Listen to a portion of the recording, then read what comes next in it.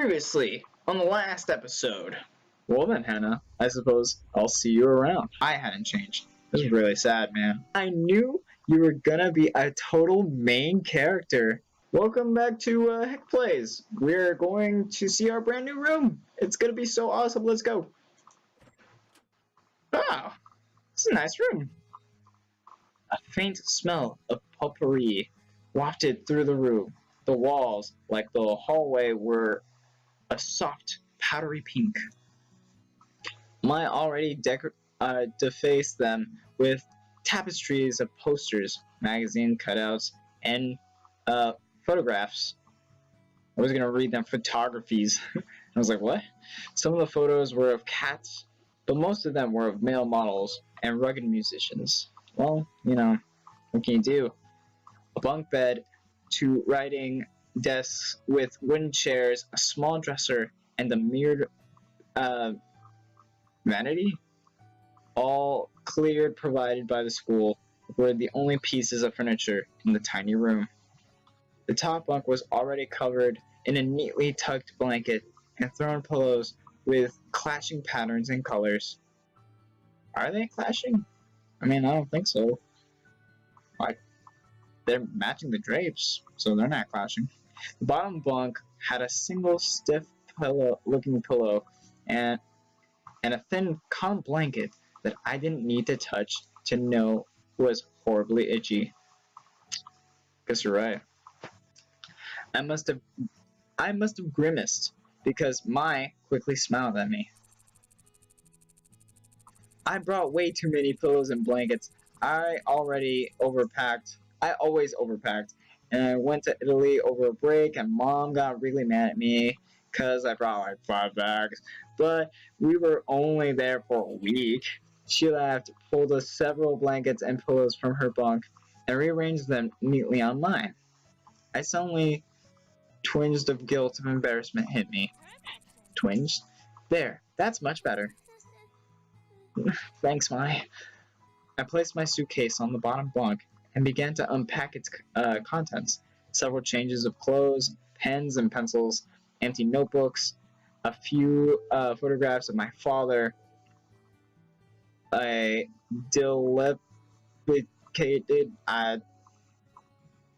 stuffed rabbit, and an old portable radio, and a small black box. I opened the curtains and sunlight poured in. So, where are you from? I slid the non-empty suitcase under the bottom bunk. About 2 hours north of here, it's a small town called Amaririsu. You probably have never heard of it. Hannah, the Japanese hipster. I set the stuffed rabbit, Mr. Bunny, on my bed beside a purple and teal throw pillow. Well, okay. I mean, I saw the bunny there, but it was already there. Oh, did you go to a different boarding school, or? No, I went to a public school down the street from my house. Public school? What was that like? Were the students mean? Did you have a lot of friends? I always went to private schools. My parents worked a lot, and my dad goes overseas, so I think they stuck me here at their convenience. Oh wait, what's that? I removed an ordinarily patterned origami crane from the black box and was setting it on the unclaimed writing desk. Oh, this? My mother made it for me a long time ago. I set it beside a stack of thick textbooks, which I assumed were provided for me. Wow! It's so pretty. I've never seen paper like that before, as she grabs it and crushes the paper crane. Oh yeah, the lights. Let me get them. Mine went Mine went to her own desk, opened the drawer, and pulled out a long, tangled string of fairy lights, which I assume are those that are already put up. Oops, I almost pressed load. I thought these would look nice. Here, help me string them up. She grabbed a container of push pens, then pulled her wooden desk chair out and over to the wall. I did the same with my own. Together we pinned the lights around the perimeter of the room. How was the train ride over? Did you meet anyone? No, not really. I was in a compartment with some guy and... Some guy? Was he cute? Well, I guess. I don't know. I wasn't really paying attention. I didn't even get his name. Mai seemed disappointed for a moment. Then she perked right back up. You'll have to point him out to me later. What? Point out to me if you see him again. Well, or whatever. Okay. Once we finished stringing the lights, Mai climbed down from her chair and brushed her hands together triumphantly. Done! Okay, now it's time for lunch. The food here is pretty good. There's this ramen place down the street from the campus that's like out of this world. But the school only lets us leave campus on the weekends. Mai walked over to the window. We could go out together. It's Sunday, and since it's pretty nice out, but I guess you might want to go to the caf. Since you just got out here, we could... She suddenly interrupted by her own enthusiastic laughter. Oh my gosh, maybe Santa's totally just tripped outside and fell on her face. I saw it. Oh, is that mean to laugh? Maybe I shouldn't have. Oh well, anyways, let's go eat. I'm totally starved. She led me out of the room before I even had a chance to respond. Well, we already made it to the cafeteria. The cafeteria was buzzing with students excited for the new year, even though it was completely empty. The only people as nervous looking as I felt were the tables of skittish, wide-eyed first years. I stepped into the line behind Mai, taking an empty plastic tray. We shuffled through, asking for the helpings from the sulky cafeteria workers.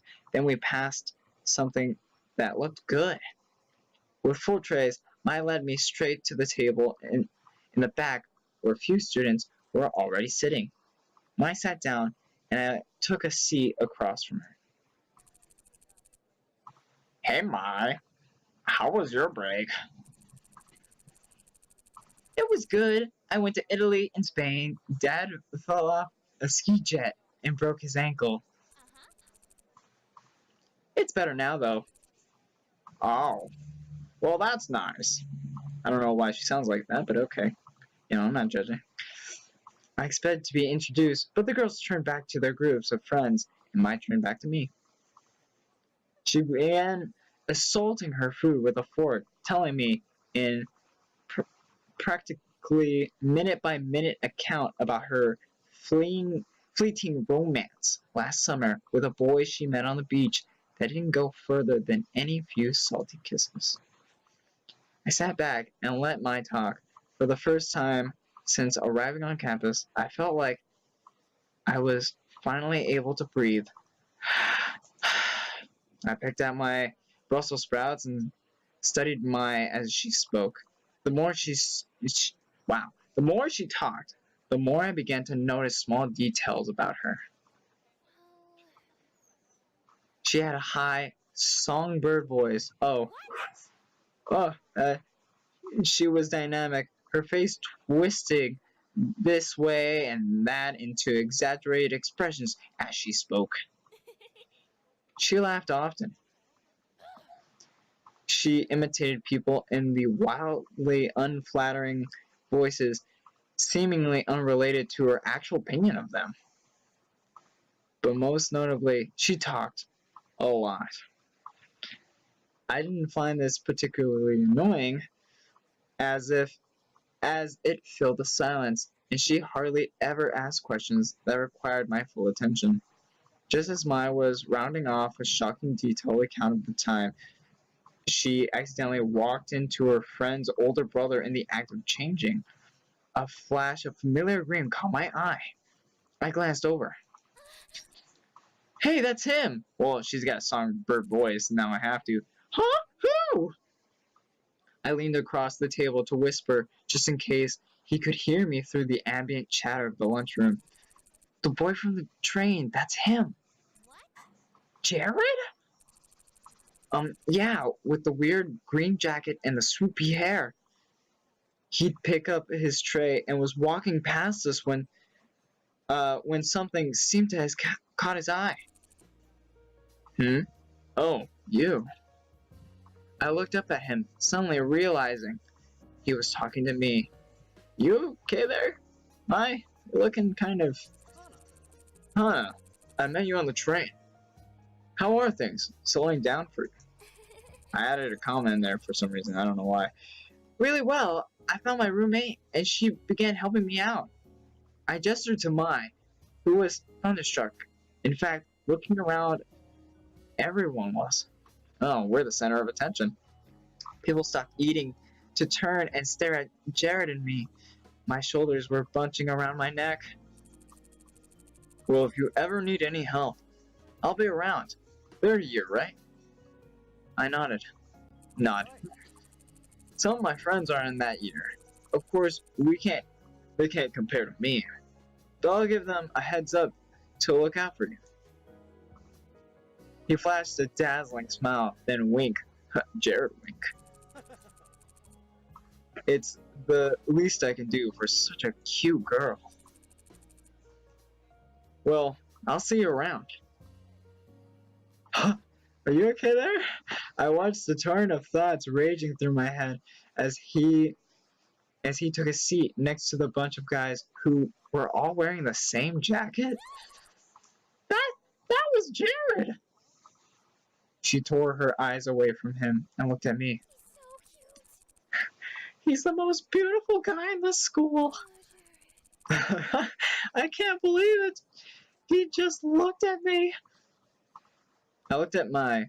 Her cheeks were glowing an indecent pink, almost like my hair. Why do they all wear those jackets? Aren't all the guys supposed to wear the blue blazers as part of their uniform? No, they're allowed to. Jared? The girl turned back around and was looking at me with sudden interest. What? Did I press it twice? I guess I did. Can I go back? I guess I can't. I can only... Oh, well, alright. Oh, is that what this means? Previous? No, it doesn't. Return. I don't know how this works. Did I know him? I only talked to him on the train for a few minutes, so not really. We weren't friends or anything. But looking around, Maya and this girl weren't the only ones who were interested. Everyone seemed to be listening. They seemed so surprised when he talked to me. Maybe a little white-like in her? Oh, decision time! I guess so. Not really. Well, I just met him on the train. So, no, I don't know him at all. In fact, I barely just learned his name now. So, no. Oh. She looked me up and down, sniffed, and turned away. Mai leaned in toward me. Don't mind Mimi. Oh, Mimi. She's the girl that fell on her face earlier. She was just trying to get in with you. Get in with me? Why would you say it like that? Well, if you ask me about those guys and their jackets, right? Those are the Normal Boots Club jackets. They're... What? What's Normal Boots Club? Alright. I like where this is going. It's the club where we have at school here. What? It's like totally exclusive and full of only the coolest students. They get together and play video games. Dang, those guys are cool. Or something. Well, that something got me hooked then. The one right there is John, also known as Jontron. This bird's name is Jock. Alright, couple things. One, I love the music going on in the background. Two, I love John and Jock. Those guys have to be my favorite in the whole Normal Boots Club. I'm sorry, like literally everyone, but John, I've known Jontron for a very long time. Not personally, but he is a very, very swell guy. John is also the president of the drama club here at school. Next to him is PBG. He and John founded the Normal Boots Club together. PBG is one of the best soccer players on our team. Then there's Gerard. People call him the completionist because he's obsessed with completing things. He has the biggest itty bitty kitty collection I've ever seen. Alright. Next to him is Jared, also known as Pro Jared. He's a model. Then there's Satchback, but everyone calls him Satch, like he's like crazy smart. Those guys over there are Paul, Nick, and Josh, in that order. Not even in that order. They write a column in the school newspaper called Continue. Paul is the one standing. Is the student council president. Oh, okay. Oh, I guess it's Paul, Nick, and Josh. And the guy at the end is Shane. He knows more about video games than anyone, ever. She exhaled a dreamy sigh into her mashed potatoes. Ah. So, how would someone you know join the Normal Boots Club? You don't choose to join the Boots, Hannah. The Boots choose you.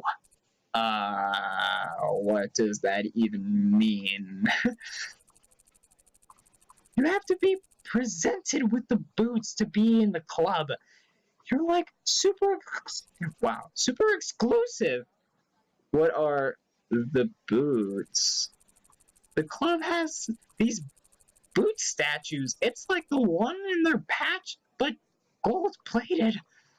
It's like their mascot, I guess. They do this weird initiation ritual, and it's like, what? Well, hold on, a ritual? Yeah, I heard they fill a room with candles and wear these like totally creepy robes during initiation. This year, two girls said she saw it once, and it was all like chanting around the boots, and it sounded like they were talking backwards. I don't believe her. And even if it's true, I don't care if it's like a cult because they're like totally hot.